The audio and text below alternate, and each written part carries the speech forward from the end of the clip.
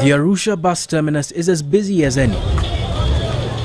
But over the past few months, things have become even more crowded. A new bus route has opened up to a destination that even Tanzanians themselves hadn't heard of.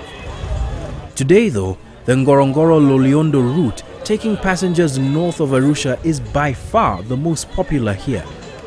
44-year-old Ibrahim Ahmed Kapiendo knows this very well. He's a ticket clerk here.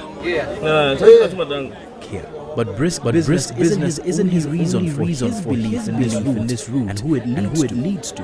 Behind his eyes lies a testimony that is being told and retold throughout Tanzania. Until the 5th of March this year, Ibrahim was suffering from glaucoma, a degenerative eye disorder which eventually causes blindness. So he booked himself a ticket to Loliondo. Ilikuwa pressure ishapanda na kwa siwezi kuona. Naona giza kabisa giza. Wewe unajua nini kutambua nani na kuona nini kutambua nani. Nilipofika pale kwa babu nililala siku ya kwanza tukaenda dawa siku ya pili. Lakini nilikaa kama dakika 15 hivi. Nimekaa tu ndani ya gari nilala na gari kama dakika 15 kisha nipata nafuu. Paka leo. The man he's referring to as Babu is 76-year-old Ambilikile Mwasapile. And over the past few months, Tanzanian people have been inundated with stories of the man and a miracle cure for all chronic diseases known to man. The tale of this septuagenarian from Loliondo is quickly becoming legend. Thousands have trooped to Loliondo, some dying along the way, in a pilgrimage that even few here could have comprehended just a year ago. We decided to go and see for ourselves. At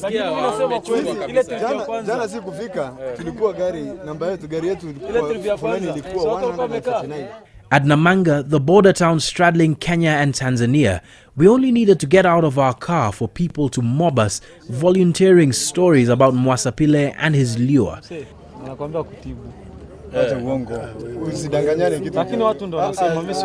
The people here advised us not to go through Arusha northward to Loliondo, but instead go through Magadi into Tanzania. It is, according to them, the better route to Loliondo. And so our journey began. And before long, we found that the route we were advised to take wasn't exactly smooth. But we weren't the only ones taking this trip.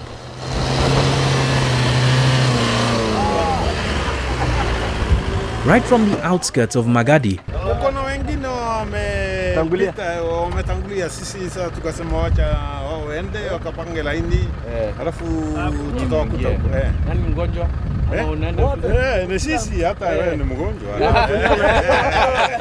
nearly every car we met was headed to or from Loliondo on this pilgrimage of faith.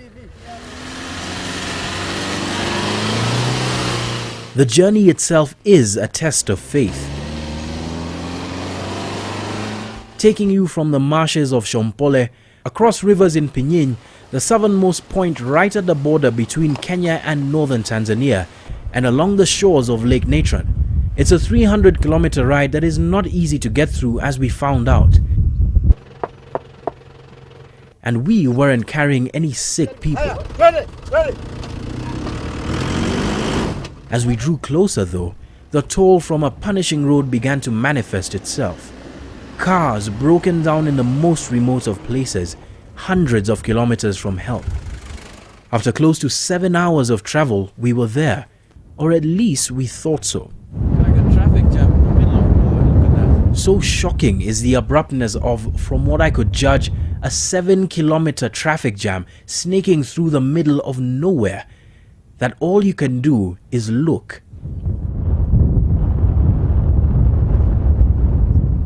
Men and women and children of all ages, weary but heartened by the fact that they finally have reached the promised land, trooping slowly towards the head of this jam. An open-air waiting room full of patients suffering from all ailments, waiting to see just one man.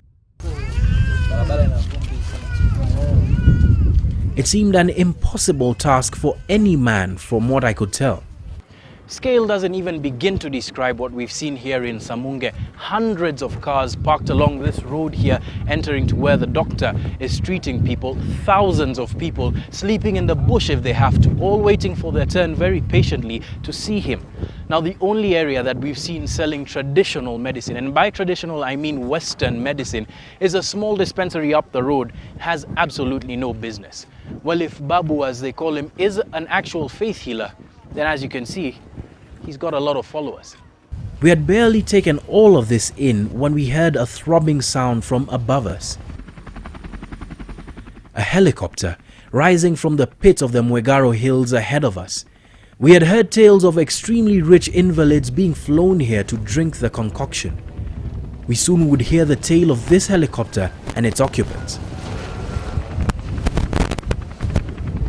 When I was here waiting on a queue, I saw one helicopter come with the person who actually was suffering with diabetes for about 20 years. They carried him on a stretch as they gave him the first priority because it was really serious.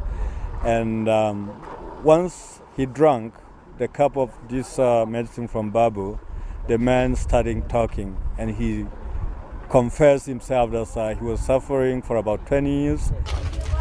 After convincing the patients that we were only here as reporters and not patients, we got to the front of the line, where we were confronted with an image that both confirms the faith that the people here have in this drink and the desperation that walks hand in hand with this belief. The old man you see here is Ambilikile Mwasapile. The man he's attending to can't speak or drink the liquid for himself.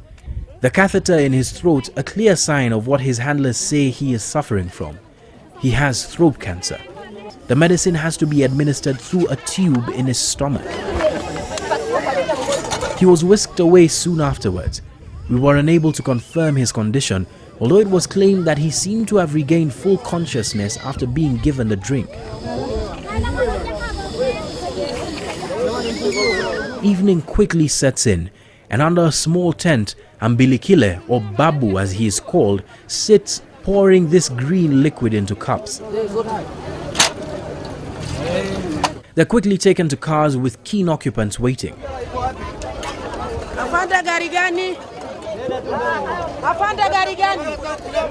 Money changes hands. The drink costs 500 Tanzanian shillings, approximately 25 Kenyan shillings. Children get half a cup, which sometimes is more than they want or can handle.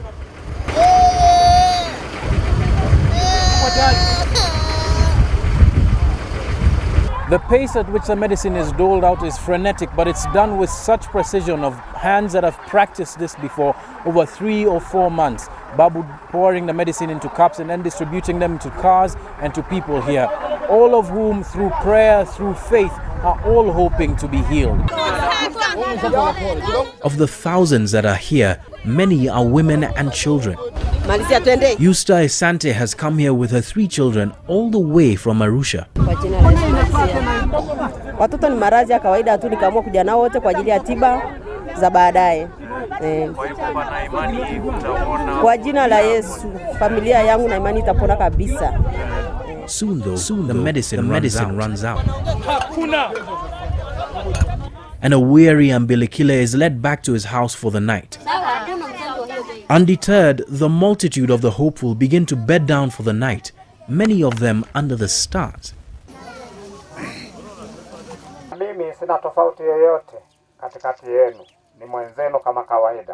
The following morning, we get to talk to the man at the center of this pilgrimage and speak to the legion of believers and the very few critics.